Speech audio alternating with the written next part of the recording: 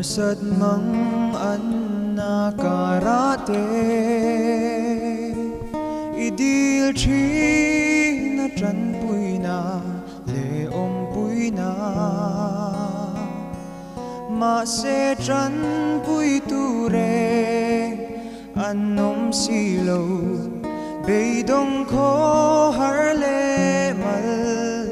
in ni om mo akal san ta che ani si lo a thei ngil ta che ani lo ita na rin ong reng chilal iswan arel sual ngai lo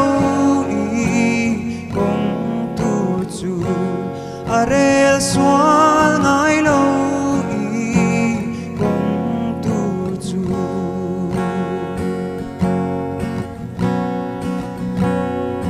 Zamin ilung ngai mai chine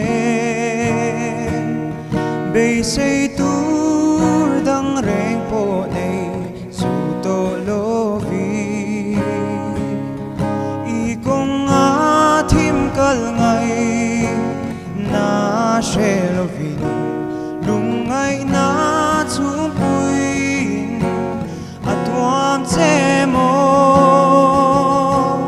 akal san ta che ani si lo a thei ngil ta che ani lo ita na rin om reng chilal iswan arel swal ngai lo i kong tu chu arel swal ngai lo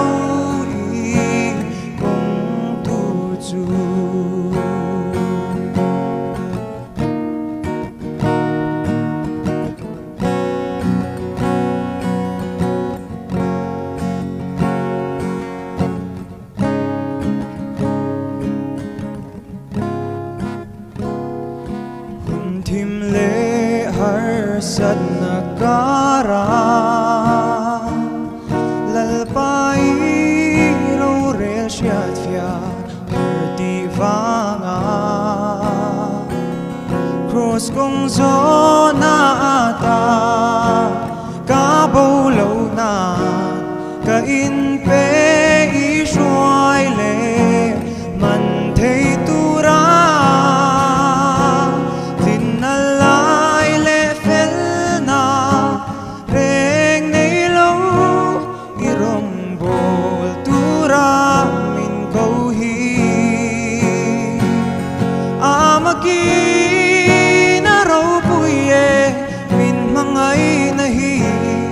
thang ber